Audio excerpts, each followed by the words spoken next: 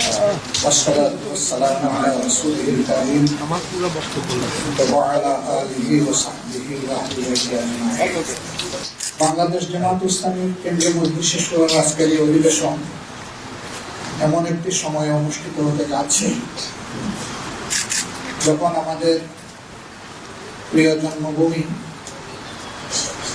এবছরের 5 আগস্ট একটি কাঙ্ক্ষিত পরিবর্তন উপহার পেয়েছে। আমি আমার বক্তব্যের সূচনায় আরেকবার এই পরিবর্তনের মূল কারিগর নায়ক, দেশে বিদেশে অংশগ্রহণকারী পরিবর্তনের সহযোদ্ধা, বিশেষভাবে যারা তাদের মূল্যবান জীবন জাতিকে এমন একটি কাঙ্ক্ষিত পরিবর্তন এনে দেওয়ার জন্য উৎসর্গ করেছেন, আমি তাদের প্রতি গভীর শ্রদ্ধা জ্ঞাপন করছি। মহান রবের দরবারে দোয়া করছি আল্লাহ তাদেরকে শহীদ হিসাবে কবুল করুন। অসংখ্য সহকর্মী ভাই বোন, দেশের নাগরিক, বিশেষ করে যুব সমাজের সদস্যবৃন্দা, তারা গুরুতর আঘাতপ্রাপ্ত হয়ে অনেকে পঙ্গু হয়ে পড়েছেন, অনেকে মেরুদণ্ড আঘাত পেয়ে হাসপাতালের বেডে অবশ হয়ে পড়ে আছে, অনেকে চোখ হারিয়েছেন, হাত হারিয়েছেন, পা হারিয়েছেন। এরকম সকল আঘাতপ্রাপ্ত এবং কষ্ট নিয়ে যারা বেঁচে আছেন তাদের প্রতি শ্রদ্ধা নিবেদন করার পাশাপাশি মহান রবের দরবারে দোয়া করি আল্লাহ তাদেরকে সুস্থতা নিয়ে আমল দান করুন। শহীদ পরিবারের সম্মানিত, গর্বিত, মর্যাদাবান সদস্যদের প্রতি আমরা গভীর সহানুভূতি এবং শ্রদ্ধা জ্ঞাপন করছি। দেশের ভিতরে আমাদের আন্দোলনকামী জনগণের পাশাপাশি বিদেশের মাটিতে আন্দোলন করতে গিয়ে অনেকে জেল জুলুম হয়রানির শিকার হয়েছে এবং এখনো কোনো কোনো দেশের কারাগারে আমাদের নাগরিকেরা বন্দী হয়ে আছে।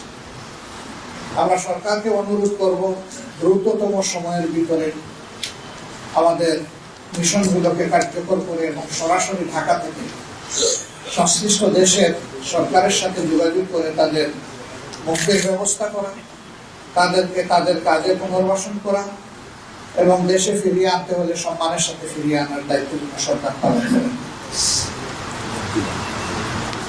আমরা গভীর বেদনার সাথে লক্ষ্য করেছি গত 15.5 বৎসর টানা এই জাতির এক এক করে সব অধিকার হরণ করা হয়েছিল। বাঁচার অধিকার, ন্যায় বিচার পাওয়ার অধিকার, মত প্রকাশের অধিকার, কথা বলার অধিকার, সর্বোপরি তার নিজের মূল্যবান ভোটটি পছন্দের দল এবং প্রার্থীকে দেওয়ার অধিকার সবগুলোই কেড়ে নেওয়া হয়েছিল। অনেক প্রতিভাবান মানুষকে রাষ্ট্রের বিভিন্ন গুরুত্বপূর্ণ দায়িত্ব থেকে জোর করে অবসরে পাঠানো হয়েছে, কাউকে কাউকে ওএসডি করে রাখা হয়েছে। এই সংখ্যা শত নয়, হাজারের বেশি ছিল। আবার আন্দোলনের পক্ষে থাকার কারণে বিরোধী দলের অসংখ্য নেতাকর্মীকে ঠান্ডা মাথায় খুন করা হয়েছে। 2006 সালের 28 অক্টোবর লগিবইটার তাণ্ডব দিয়ে সেই হত্যাকাণ্ড শুরু হয়েছিল, আর 2024 সালের 5 আগস্ট পর্যন্ত সেই হত্যা এবং ধ্বংসলীলা বাংলাদেশের জনগণ এবং বিশ্ববাসী প্রত্যক্ষ করেছে। এই সরকারের কাছে জনগণের জান, মাল, ইজ্জত, আবরু কোনো ধরনের কোনো মর্যাদা ছিল না, কোনো নিরাপত্তা ছিল না। এই সকল নিরাপত্তাই কেড়ে নেওয়া হয়েছে। আমরা শ্রদ্ধার সাথে স্মরণ করি বিডিআরের তৎকালীন বিডিআরের সদর দপ্তর পিলখানায় যে 57 জন কমিটেড চৌকস সেনা অফিসারকে হত্যা করা হয়েছিল। আল্লাহ তাদেরকেও শহীদের মর্যাদা দান করুন। এরপরে আঘাতটা দেওয়া হয়েছিল বাংলাদেশ জামাত ইসলামীর উপর। আমাদের 2 জন সাবেক আমিরে জামাত জনাব অধ্যাপক গোলাম আজম রাহিমাহুল্লাহ, শহীদ মাওলানা মতিউর রহমান নিজামী সহ তাদের 11 জন সহকর্মীকে নির্মমভাবে বিচারের নামে প্রহসন করে হত্যা করা হয়েছে। আমরা এর প্রতিবাদ তখনও করেছি, এখনো প্রতিবাদ জানাই, এবং আমরা আল্লাহ তাআলার দরবারে দোয়া করি আল্লাহ তাদেরকে মর্যাদাবান শহীদ হিসাবে কবুল করুন। পাশাপাশি আমরা 1 জুলাই এই বছরের আগেই 500-র অধিক আমাদের সহকর্মীকে সারা দেশে হারিয়েছি। তাদের মধ্যে নারীরা আছেন, পুরুষরা আছেন, শিশু, আবাল, বৃদ্ধ বনিতা আছেন, এবং বয়স্ক মানুষদেরকেও তারা ছাড় দেন। মহান রবের দরবারে দোয়া করি আল্লাহ তাদেরকেও শহীদ হিসাবে কবুল করেন। এর পাশাপাশি বিরোধী দলের অন্যান্য যাদেরকে হত্যা করা হয়েছে একই অবস্থা তাদের ক্ষেত্রে ছিল, যদিও নেতৃত্বের ক্ষতিটা সবচেয়ে বেশি হয়েছে বাংলাদেশ জামাত ইসলামী। এই ক্ষতিটা অন্য কোনো দলের হয়নি। আমরা এরকম নির্যাতনের শিকার হয়ে স্বৈর শাসকের হাতে দুনিয়া থেকে যারা বিদায় নিয়েছেন তাদের আত্মার মাগফিরাত কামনা করছি, এবং আল্লাহ তাআলার দরবারে তাদেরও শাহাদাত কামনা করছি। আমাদের দলের বাইরেও যারা পঙ্গু হয়েছেন, আহত হয়েছেন, ক্ষতবিক্ষত হয়েছেন, বিভিন্নভাবে ক্ষতিগ্রস্ত হয়েছেন, তাদের জন্য মহান দরবারে কল্যাণের দোয়া করছি। অসংখ্য আলিম উলামা যাদের উপরে আঘাত দেওয়া হয়েছিল মূলত 13 সালে 5ই মে শাপলা চত্বরকে কেন্দ্র করে একটা শান্তিপূর্ণ সমাবেশের রাতের অন্ধকারে কিভাবে ঝাঁপিয়ে পড়া হয়েছিল তার সাক্ষী এদেশের জনমানুষ এবং বিশ্ববাসী। কতজন মানুষকে সেদিন খুন করা হয়েছিল তার হদিস আজও পাওয়া যায়। কোথায় তাদেরকে নিয়ে গায়েব করা হয়েছে লাশগুলো, তাদের পরিবার তা জানতে পারে। এরপরে আবার 21 সালে একই তাণ্ডব অসংখ্য আলিম উলামা হেফাজতের নেতৃবৃন্দের উপরে চালানো হয়েছিল। হাজার হাজার মামলা দিয়ে লক্ষ লক্ষ মানুষকে জেলে নেওয়া হয়েছে। কার্যত আমাদের বাড়িঘর জেলেই পরিণত হয়েছিল। জেলের ভিতরেও জেল, বাইরেও জেল, গোটা দেশটাই একটা কারাগারে পরিণত হয়েছিল। অনেক বিবেকবান নিরীহ মানুষ এই তাণ্ডবের কারণে তখন দেশ ছেড়ে ভিন্ন দেশে তারা ঠিকানা খুঁজতে বাধ্য হয়েছিল। অনেক প্রতিভাবান সাংবাদিক তাদের বিবেকের জায়গা থেকে রিপোর্ট করার কারণে দেশে তারা নিরাপদ থাকতে পারেনি বলে অনেককে দেশ ছেড়ে চলে যেতে হয়েছে। 13 সালে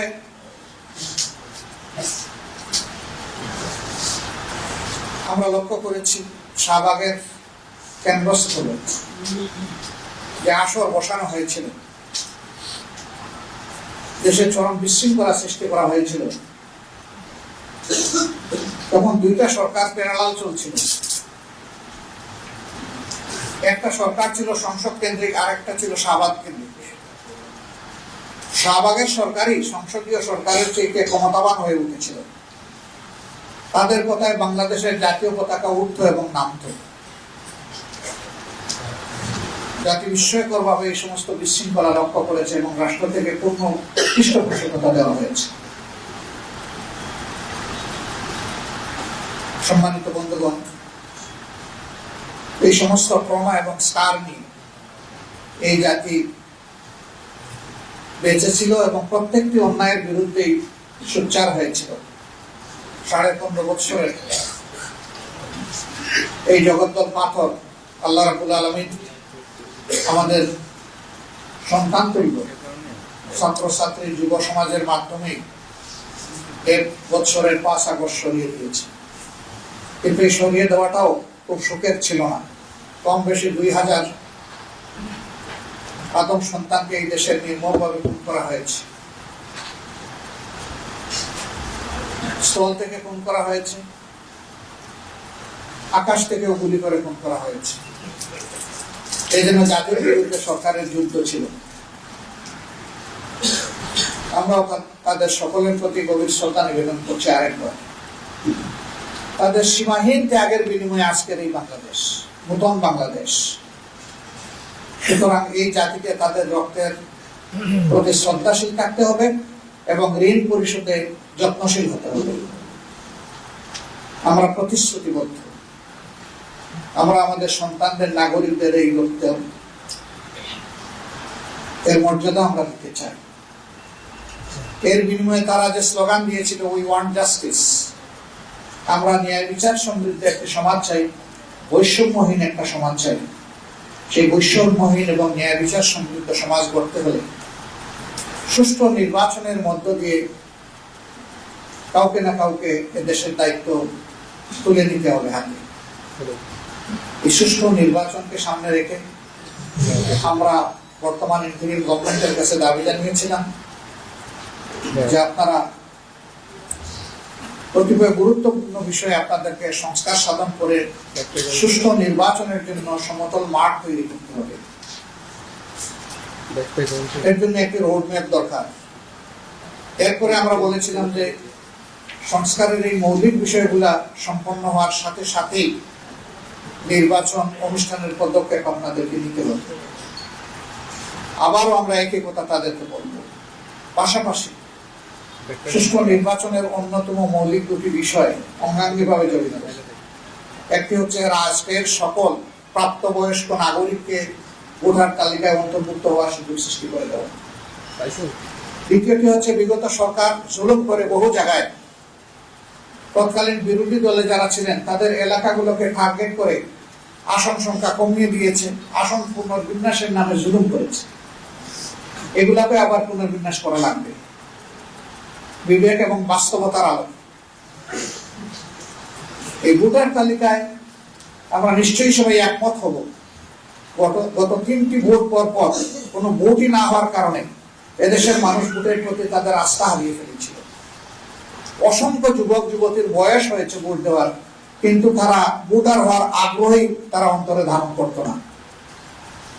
যে যুব সমাজের মাধ্যমে এই পরিবর্তন এসেছে, তাদের প্রতিটা ব্যক্তিকে এবার ভোটার তালিকায় অন্তর্ভুক্ত করতে হবে এবং তার জন্য প্রয়োজন হচ্ছে বাড়ি বাড়ি গিয়ে এই ভোটার তালিকা হালনাগাদ করা। এর জন্য যৌক্তিক যে সময় লাগবে সেটা অবশ্যই সরকারকে আমরা দেওয়ার পক্ষে। আমরা বিলম্বিত বা দীর্ঘায়িত সময় নয়, যৌক্তিক সময়টাই দিতে চাই। পাশাপাশি এবারকার এই যুদ্ধটা ফ্যাসিস্ট সরকারের বিরুদ্ধে শুধু দেশবাসী করে নাই, প্রবাসে আমাদের যে সমস্ত নাগরিকরা আছেন তারা সমানতালে আমাদের সাথে যুদ্ধ করেছে। আমরা তাদের প্রতি শ্রদ্ধাশীল। তাদেরকেও ভোটার তালিকায় অন্তর্ভুক্ত করতে হবে। তাদেরকে ভোটার তালিকায় অন্তর্ভুক্ত করার উদ্যোগ সংশ্লিষ্ট দেশের এমবেসির মাধ্যমেই সরকারকে গ্রহণ করতে হবে। কেউ যদি দেশে এসে করতে চাইবেন, শুধু ভোটার তালিকায় অন্তর্ভুক্ত হওয়ার জন্য একজন নাগরিকের দেশে আসার প্রয়োজন নেই। বর্তমান আধুনিক প্রযুক্তির যুগে ওখানে থেকেই এটা সম্ভব। আমরা এও দাবি জানাই তাদেরকে যেন ভোটার তালিকা অন্তর্ভুক্ত করেই আগামী নির্বাচন সম্পন্ন করা হয়। প্রিয় দেশবাসী, দেশ যখন এই পরিবর্তনের পরে একটা ইতিবাচক ধারায় আগাচ্ছে, তখন আমরা লক্ষ্য করছি যে এই দেশকে অশান্ত করার জন্য পতিত স্বৈরাচার এবং তাদের দূষণ দেশে বিদেশে তারা মাথা ছাড়া দিয়ে উঠেছে এবং তারা অনেকগুলা দুর্ঘটনা ঘটিয়ে এই সমাজকে অস্থির করতে চায়, অস্থিতিশীল করতে চায়। আলহামদুলিল্লাহ, বাংলাদেশের বিচক্ষণ দেশপ্রেমিক জনগণ ইতিমধ্যেই তাদের ফাঁদ বুঝতে পেরে তাদেরকে ব্যর্থ করে দিয়েছে। তাদের ষড়যন্ত্র আল্লাহ তাআলা ব্যর্থ করেছেন, এই জন্য আল্লাহর দরবারে শুকরিয়া দেন। তাদের এই অপপ্রয়াস জাতিকে আরেকবার মজবুত ভাবে ঐক্যবদ্ধ করে দিয়েছে। আমাদের প্রতিপক্ষ যদি এটা বুঝতে পারে যে এই দেশের মানুষ আর কারো কাছে অসহায়ভাবে আত্মসমর্পণ করবে না এবং কোনো চোখ রাঙ্গানিকে পরোয়া করবে না, তাহলে তাদের জন্য এবং আমাদের জন্য কল্যাণকর। আমরা একটা সুন্দর, শান্তিপূর্ণ, মানবিক দেশ চাই। আমরা একটা দুর্নীতিমুক্ত দেশ চাই। আমরা একটা জাস্ট সোসাইটি চাই, সুবিচারপূর্ণ একটা সোসাইটি চাই এবং আমরা আমাদের যুবকদেরকে এদেশের উন্নয়নের কারিগর হিসেবে আমরা প্রতিষ্ঠিত করতে চাই। সমাজ পরিচালনার দায়িত্ব আমরা ক্রমান্বয়ে তাদের হাতে তুলে দিতে চাই। সেই বাংলাদেশ গঠনে, এমন একটি নতুন বাংলাদেশ, মানবিক বাংলাদেশ গঠনে আমরা নারী পুরুষ নির্বিশেষে সকলের প্রতি সম্মান রেখে সকলকে মর্যাদার আসনে প্রতিষ্ঠিত করার লক্ষ্যে আমাদের যে প্রয়াস, সেই প্রয়াসে আমরা দেশবাসীর পরামর্শ চাই, দোয়া চাই, ভালোবাসা চাই, সমর্থন চাই, পাশে চাই, সাথে চাই। আমরা আশাবাদী প্রিয় দেশবাসীর সহযোগিতা পেলে ইনশাআল্লাহ একটা কাঙ্ক্ষিত বাংলাদেশ গঠন করা সম্ভব হবে। এই জন্য আমরা দেশপ্রেমিক সকল শক্তির প্রতি উদাত্ত আহ্বান জানাবো, জাতীয় স্বার্থের জায়গায় আমরা যেন কখনো বিভক্তিতে লিপ্ত না হই, বরঞ্চ আমরা যেন ঐক্যবদ্ধ থাকি। জাতি ঐক্যবদ্ধ থাকলে জাতির বিরুদ্ধে যারা ষড়যন্ত্র করবে তারা অবশ্যই ব্যর্থ হবে, আল্লাহ তাদেরকে ব্যর্থ করে দেবেন ইনশাআল্লাহ। তাই আরেকবার আমি জাতিকে জাতীয় স্বার্থে দল মত ধর্মের ঊর্ধ্বে উঠে ঐক্যবদ্ধ থাকার আহ্বান জানিয়ে আমার উদ্বোধনী কথা এখানেই শেষ।